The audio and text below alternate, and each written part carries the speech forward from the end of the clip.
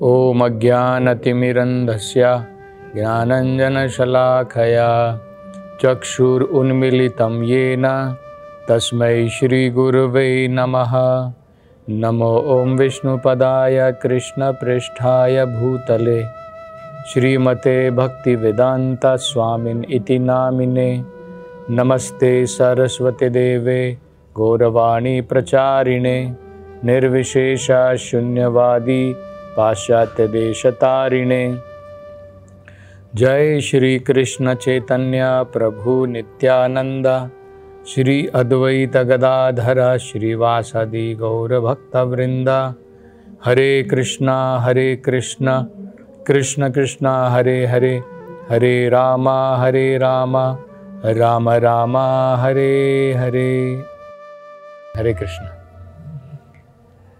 तो अब आगे नारद जी राजा प्रचिन बर्हिषत से कहते हैं, हे राजा, बिल्कुल तुम्हारी तरह राजा पुरंजन, उसकी भी अनेकों प्रकार की इच्छाएं थी। वो अपनी बहुत सारी इच्छाएं पूरी करना चाहता था तुम्हारी तरह, और उसके लिए उसने क्या किया, अनेकों प्रकार के यज्ञ करे। किन लोगों की संतुष्टि के लिए? देवताओं की संतुष्टि के लिए, अपने पूर्वजों पितरों की संतुष्टि के लिए, और समाज में जो नेतागण होते हैं उन सब की संतुष्टि के लिए। और ये एक प्रकार से उसने घोर कर्म किए, क्योंकि इन यज्ञों में अनेकों प्रकार के पशुओं की बलि चढ़ाई जाती है।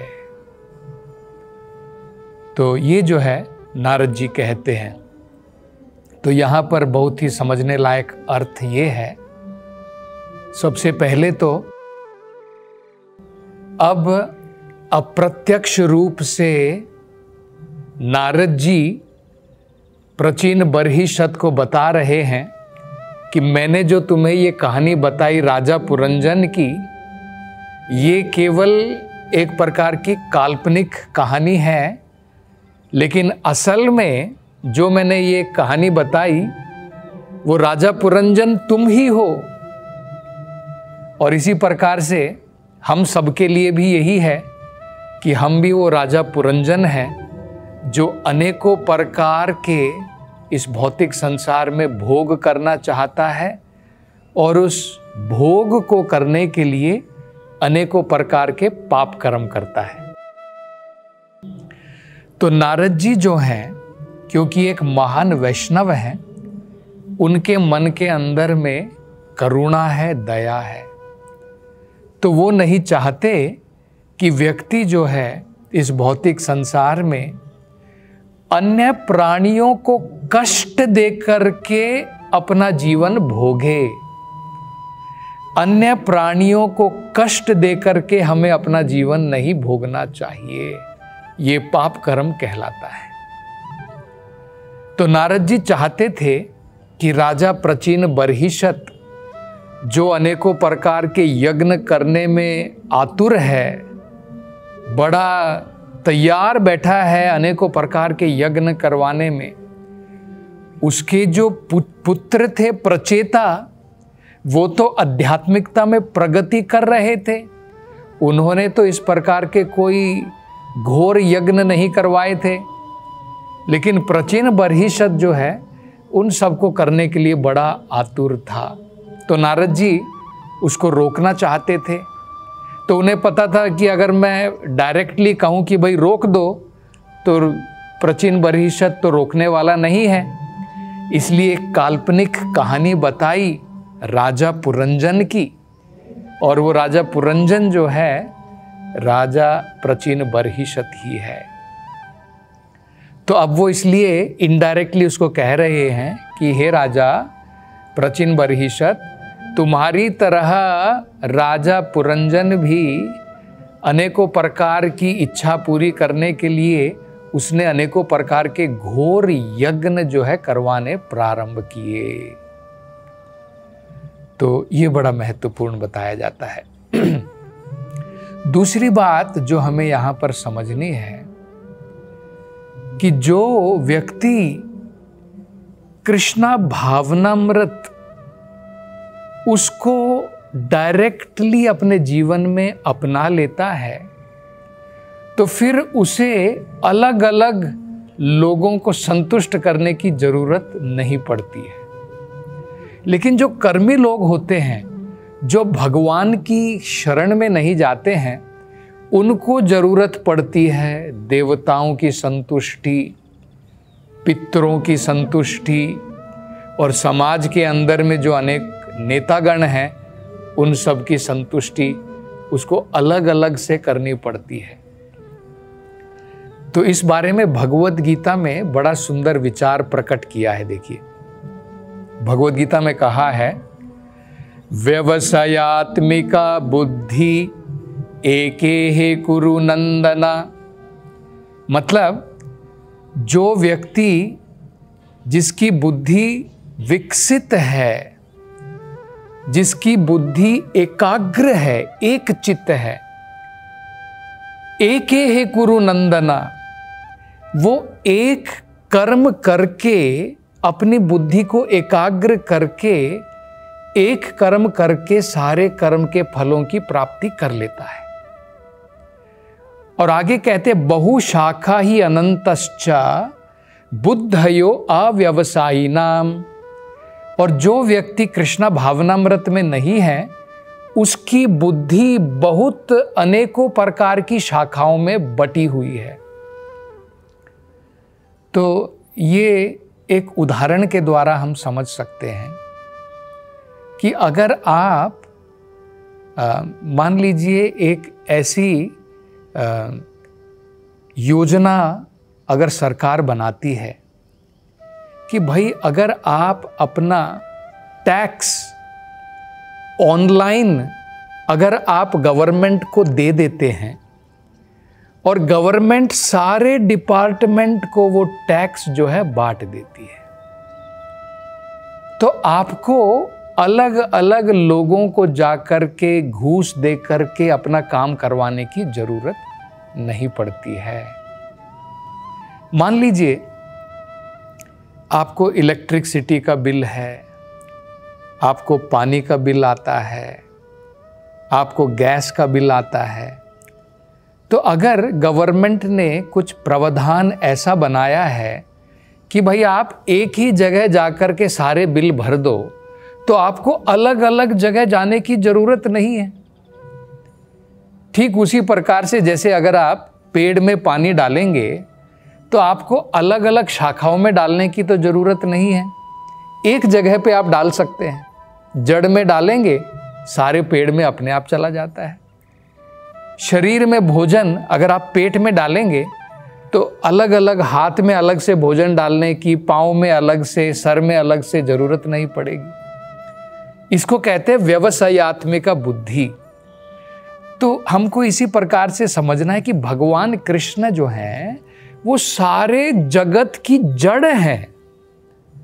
तो अगर हम उनकी संतुष्टि कर देते हैं तो देवताओं की अलग से संतुष्टि, पितरों की अलग से संतुष्टि, अनेकों नेतागण की अलग से संतुष्टि वो करने की हमें जरूरत ही नहीं पड़ती है। अन्यथा हमारी बुद्धि जो है अनेकों शाखाओं में बटी रहती है।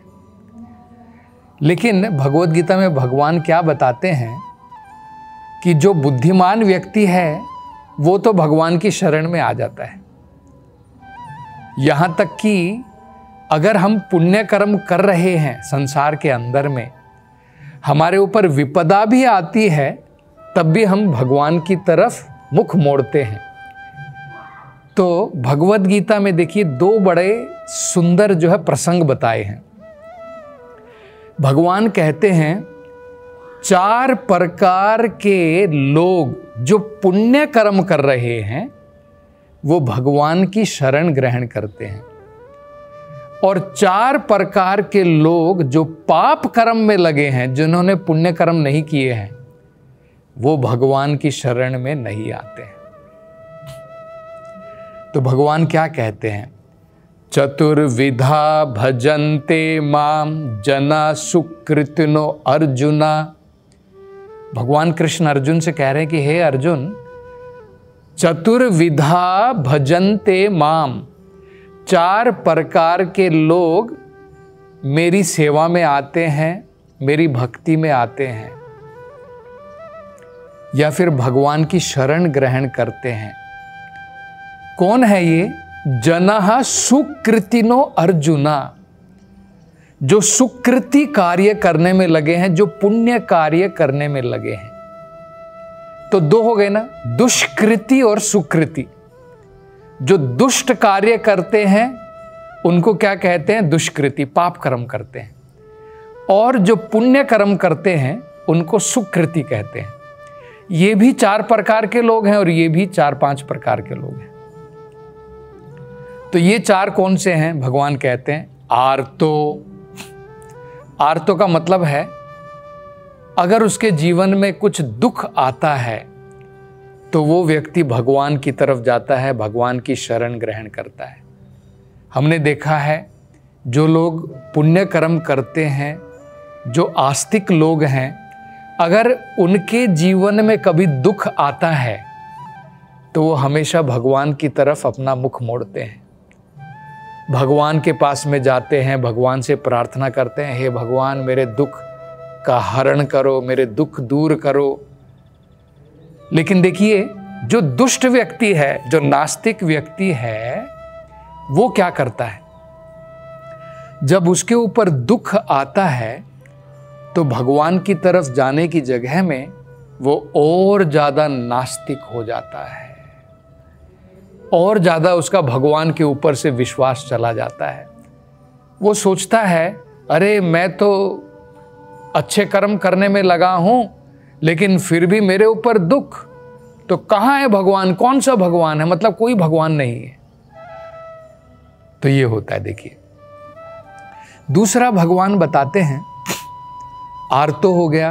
अर्थार्थी, जिस व्यक्ति को धन की जरूरत होती है, मतलब जो अपनी अर्थव्यवस्था, पैसा चाहता है, अपने जीवन के अंदर में लक्ष्मी चाहता है, वो व्यक्ति भी अगर वो पुण्य कर्म करता है तो वो भी भगवान की शरण में जाता है। तो ये भी हम लोग देखते हैं कि जो पुण्यवान लोग हैं, अगर उन्हें धन की जरूरत पड़ती है तो मंदिरों में जाकर के प्रार्थना करते हैं। तो ये हो गया अर्थार्थी। तीसरा भगवान कहते हैं जिज्ञासु, जो व्यक्ति जीवन में जिज्ञासा करता है। अभी जो व्यक्ति पाप कर्म करने में लगा है वो धन के लिए भगवान के पास नहीं जाता है। वो सोचता है मैं किसी न किसी प्रकार से काला धंधा करके, लोगों को चीटिंग करके, किसी न किसी प्रकार से मैं अपना धन कमा लूँगा, मुझे भगवान के पास जाने की कोई ज़रूरत नहीं। तो तीसरा होता है जिज्ञासु। तो जो व्यक्ति जिज्ञासा करता है कि भाई ये संसार क्या है, ये हम लोग क्यों अनेकों प्रकार के कष्ट भोगते हैं, क्यों एक दिन लोग मर जाते हैं, इतने सारे दुख संसार में क्यों हैं, मैं कहाँ से आया हूँ, मुझे कहाँ जाना है मृत्यु के बाद में। जो इस प्रकार की जिज्ञासा करता है वो भी धीरे धीरे भगवान की शरण में जाता है। तो इसको कहते हैं जिज्ञासु। चौथा होता है ज्ञानी। तो जिसे ज्ञान की प्राप्ति है वो व्यक्ति भी भगवान की तरफ जाता है। भगवद गीता में भगवान ने बताया ना, बहुनाम जन्मनाम अन्ते ज्ञानवान मम प्रपद्यते वासुदेवम सर्वमिति स महात्मा सुदुर्लभः। भगवान कहते हैं जिसने बहुत जन्मों तक असल ज्ञान की प्राप्ति की है, उसकी समझ में आ जाता है कि वासुदेवम सर्वमिति, भगवान वासुदेव ही सब कुछ है, तो वो भगवान की शरण में जाता है। तो 4 प्रकार के लोग हो गए जो पुण्य कर्म कर रहे हैं, जो भगवान की शरण में जाते हैं। कौन कौन से हो गए? आर्तो। आर्तो का मतलब दुखी व्यक्ति, जो दुख से पीड़ित है, वो भगवान की शरण में जाता है। अर्थार्थी, जिसे अर्थ चाहिए, पैसा चाहिए। तीसरा जिज्ञासु, जो व्यक्ति अनेकों प्रकार की जिज्ञासा कर रहा है। और चौथा ज्ञानी। तो ये 4 प्रकार के व्यक्ति भगवान की शरण में जाते हैं। और इन चारों को छोड़ करके जो बाकी लोग हैं वो भगवान की शरण में नहीं जाते। वो देवताओं की उपासना करेंगे, वो समाज के अंदर में जो बड़े बड़े सोशल लीडर हैं उनको माला चढ़ाएंगे, उनकी पूजा करेंगे और पितरों की पूजा करेंगे, अनेकों प्रकार के यज्ञ करेंगे जिसमें अनेकों पशुओं की बलि दी जाती है। मतलब घोर कर्म वो लोग करेंगे, लेकिन भगवान की शरण में नहीं जाएंगे। वो 4 प्रकार के लोग भी भगवान जो है भगवद गीता में कहते हैं। भगवान क्या कहते हैं? भगवान कहते हैं, एक मूढ़ा, जो व्यक्ति निरा मूर्ख है, जिसको ज्ञान बिल्कुल नहीं है, मूढ़ा। दूसरा भगवान कहते हैं नराधमा। नराधमा का मतलब होता है जिसने मनुष्य जीवन तो प्राप्त किया है, लेकिन मनुष्य में भी सबसे नीच व्यक्ति है। नमाम प्रपद्यन्ते मूढ़ा नराधमा माया अपरहता ज्ञाना। जिस व्यक्ति ने बहुत सारी भौतिक ज्ञान की प्राप्ति की है, लेकिन उसमें आध्यात्मिक ज्ञान शून्य है, उसका असली ज्ञान माया ने हरण कर लिया है। जैसे रावण, रावण भी कहा जाता है बहुत ज्ञानी व्यक्ति था, उसके पास में बहुत ज्ञान था, लेकिन असली ज्ञान नहीं था। असली ज्ञान माया ने अपहरण कर लिया है। तो ये हो गया, कौन कौन सा व्यक्ति हो गया? मूढ़ा, मूर्ख व्यक्ति। नराधमा, नराधमा का मतलब मनुष्य का जीवन प्राप्त किया है लेकिन बिल्कुल जानवर की भांति है। तीसरा माया अपहृता ज्ञाना। माया अपहृता ज्ञाना का मतलब है जिसका ज्ञान माया ने अपहरण कर लिया है। और चौथा वो कहते हैं दुष्कृतिना। जो दुष्कृति है, दुष्कृति, ये सुकृति था, ये दुष्कृति है। आसुरीम भावम आश्रिता, और जिसने नास्तिकता को अपने जीवन में अपना लिया है, जिसने आसुरी की भावना को अपने जीवन में अपना लिया है, उस प्रकार का व्यक्ति भगवान की शरण में नहीं जाता है। तो इसलिए नारद जी जो है कह रहे हैं कि अनेकों प्रकार के अब जो है पुरंजन घोर यज्ञ करवाने में तुला हुआ है। तो आगे अब नारद जी क्या बताएंगे, इसकी चर्चा हम अगली कथा में करेंगे। हरे कृष्णा। भगवान श्री कृष्ण के पवित्र धाम वृंदावन में एक भव्य मंदिर नई ऊंचाइयों को छू रहा है। वृंदावन चंद्रोदय मंदिर, जिसकी ऊंचाई 700 फीट होगी।